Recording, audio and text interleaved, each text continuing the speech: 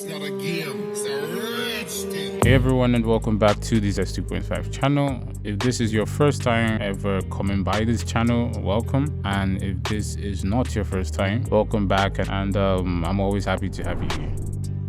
Well, good old Dreamworks. I remember during the Puss in Boots 2 buzz, where literally everyone was trying to paint Dreamworks as this king of animation that always brings out bangers. And rightfully so, the praise was earned. But just like how Pixar was being berated by almost all animation commentary YouTubers for bringing out a string of less than par movies, it's time we talked about Dreamworks. Because honestly, the boat is sinking, and it's sinking really fast. You know, laying off staff, pulling a mapper by reducing production time, horrendous movies, and when the movie was good, they still end up crapping it up with marketing and with corporate decisions. So that leads to the question, what's happening to Dreamworks?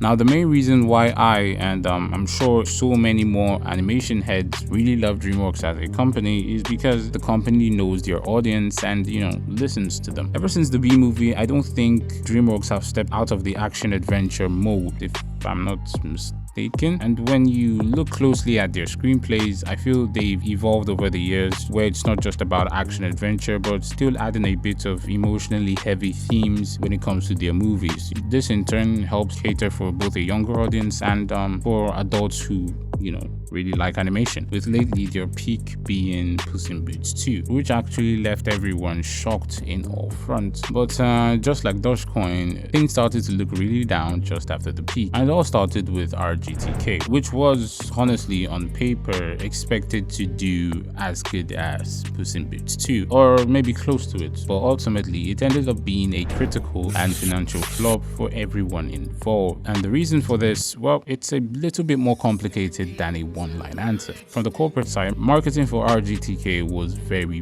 poor. It was kind of like they were selling the movie to angsty teenagers by playing into some really generic and overdone teen tropes. This was glaring with the trailer, but when the movie came out, it was way worse than what I felt I perceived with the trailer. And I think one of the critical flaws of RGTK is that the screenplay takes on too much. You know, with her becoming a kraken, figuring out high school, being a princess, having family trouble, and, you know, just figuring out how to be a teenager. All of these are great, but for me, a good Dreamworks movie's MC should have a defined set of struggles or obstacles. So for me, the movie took on way too much, despite the things that it did actually do right. After RGTK, then came the wonderful installment of Trolls. To be honest with you, I really dislike Trolls.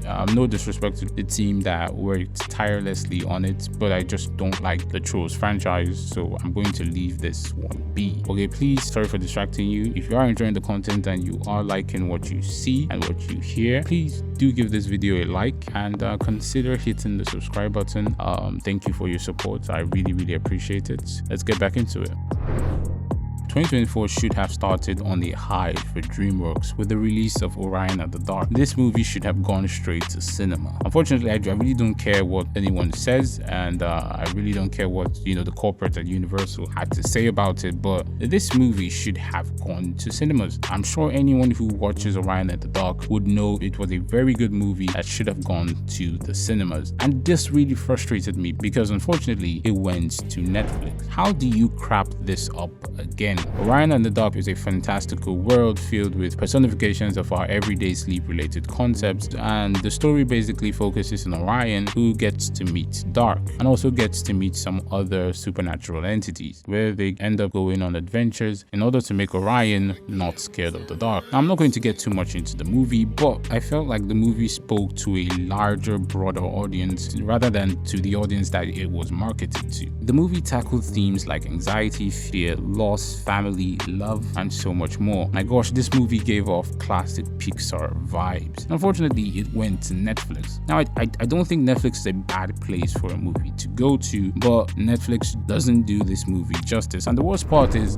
let's say you're scrolling through Netflix looking for a movie to watch, and then Netflix recommends a movie for you, but its main genre is family with +7 on it. I think personally that is a turn off for anyone who's about to watch that movie. And even upon that, Orion and the Dark was top 2 in the global Netflix charts for a month. Plus, this clearly shows how good the movie was, and in my opinion, it deserved a cinema run. I recently saw a reason on Reddit why the movie, did not go to cinema, which was that Dreamworks don't release to cinema more than 2 movies a year. Okay, sure, but they should have known that KP4 was going to be a flop. I don't know how this worked, but I feel the corporates should have known the premise of KP4. I know that this was going to be a total flop. To put this gem on the back burner just for KP4 to come out and be a critical flop was really annoying to me. Now, by the way, I did release a KP4 video. Please do check it out after you're done watching this video. I really do appreciate it. Thank you. Now, I'm just going to say just a little thing on why I felt like Orion and the Dark should have been given a cinema run ahead of KP4. Orion and the Dark was straight up exciting to watch. As an animation head and a lover for good screenplay, you try to kind of predict how the screenplay is going to go, how the story is going to move on or progress. But when a movie purposefully,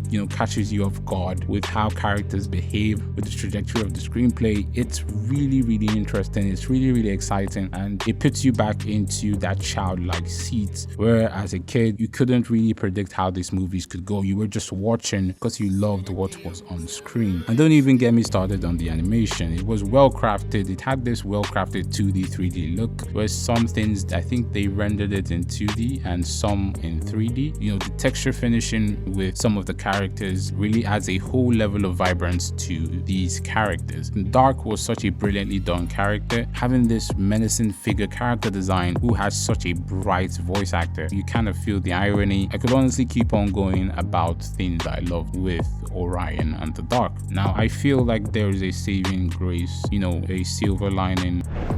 Well, the saving grace for Dreamworks, in my opinion, is the wild robot. And I feel like I should beg Dreamworks to not take the cheap way out with this movie. We're hearing a lot of allegations, we're hearing a lot of news coming out of the company. They're reducing their workforce, and it really pains me because I don't want this movie to not be as good as the trailer made it look. The wild robot gives off, Jendy Tatarovsky's primal kind of vibes, and I think this could be the redemption that Dreamworks could be looking for. The animation gives off like Love, Death Robot vibes, if I might say. More specifically, the 3 robot episode, if you know what I mean. The animation looks carefully detailed while still being witty and sort of cartoony. I've watched this trailer so many times, and the world comes off dark and dystopic yet bright and having this coming of age feel. So I just want this movie to be handled very well, and it looks like it has a lot of promise. Unfortunately, a few days ago, there were news that some Dreamworks stars were being laid off, and people associated with the company were talking about cutting 40 to 50% of the workforce. I honestly don't know the reason personally, but I know that you need these wonderful and talented artists to create these worlds.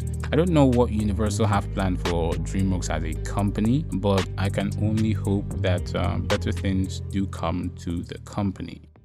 Okay, that's the end of the video. Hope you liked it. Also, if you want to share your views on what's going on at Dreamworks or what's going on with their movies, you can go to the comment section and share. I'll be there reading them, replying to them.